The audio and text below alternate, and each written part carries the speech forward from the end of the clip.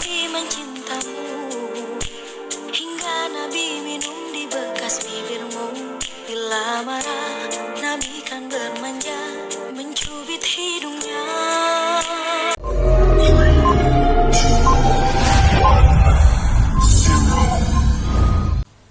Assalamualaikum warahmatullahi wabarakatuh. Alhamdulillahilladzi ja'ala ramadhana syahrus siyami lil mu'minin. Assalatu wassalamu ala rasulillahi ajma'in, amma ba'du. Hadirin pemirsa yang dirahmati Allah subhanahu wa ta'ala.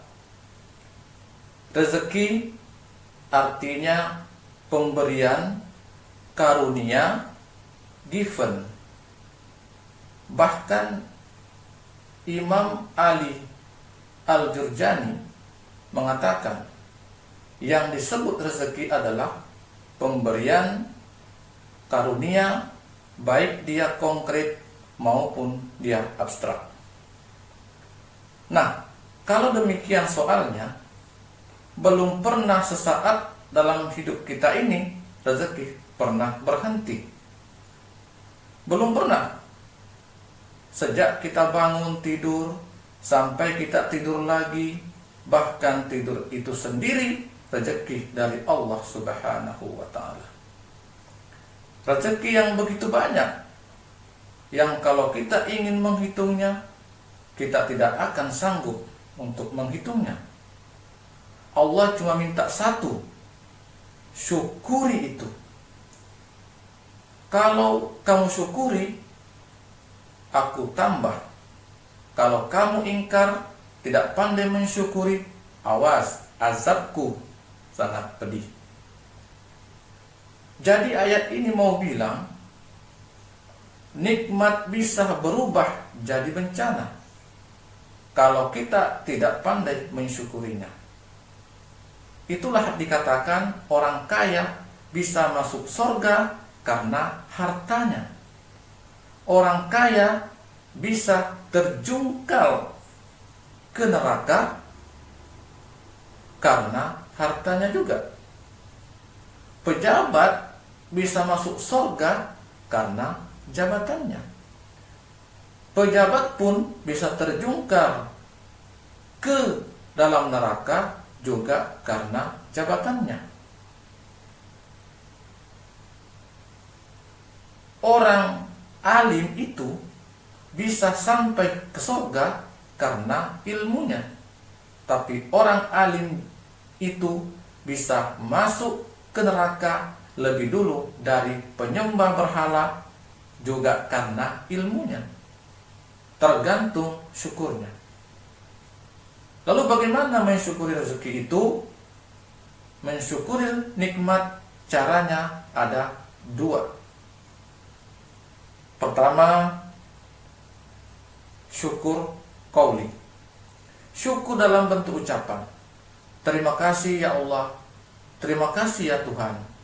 Kalau yang model begini semua kita bisa. Lalu yang berat adalah yang kedua, syukur fi'li. Syukur dalam bentuk perbuatan.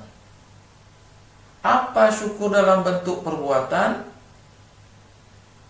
Mempergunakan suatu nikmat sesuai dengan kehendak yang memberinya. Itulah syukur yang sesungguhnya. Jadi kalau mulutnya tidak pernah berhenti, ya Allah terima kasih, ya Tuhan terima kasih, Engkau telah memberi rezeki kepada saya yang begitu banyak, tapi pelitnya, bakhilnya, sekeknya minta ampun, itu belum syukur yang sebenarnya. Janganlah diberikan nikmat tapi dipergunakan untuk menentang yang memberinya. Janganlah diberikan nikmat tapi bermaksiat kepada yang memberikannya.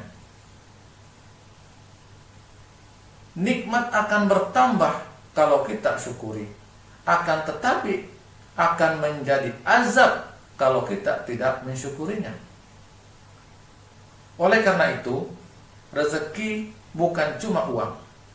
Bahkan sebagian ulama mengatakan rezeki itu garis besarnya ada dua. Ada ampus dan ada amwal. Ampus terjemahan dari diri, kekayaan dalam kepribadian kita, kemampuan, keahlian, skill, wibawa, otoritas itu termasuk dalam ampus. Yang amwal ialah bentuk-bentuk materi yang kita kuasai seperti tanah, rumah, uang.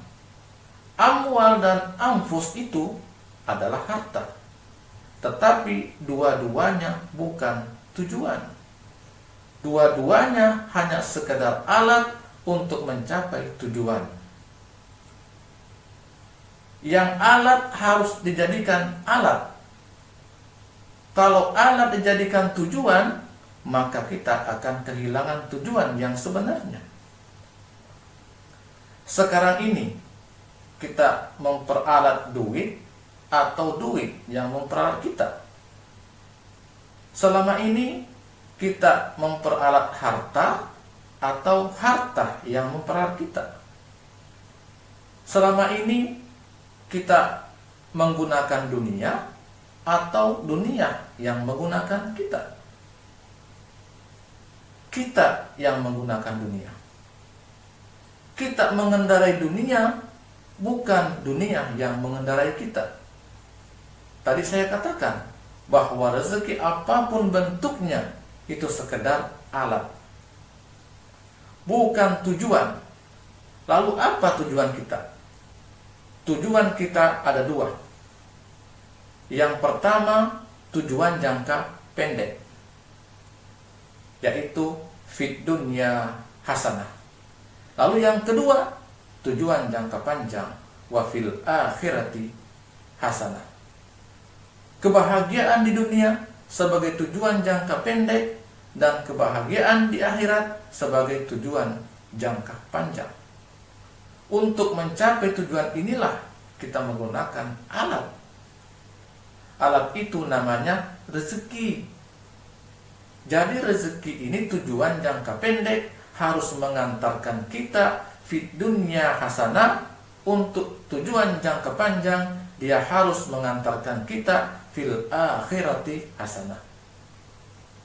Kebahagiaan dunia dan kebahagiaan di akhirat.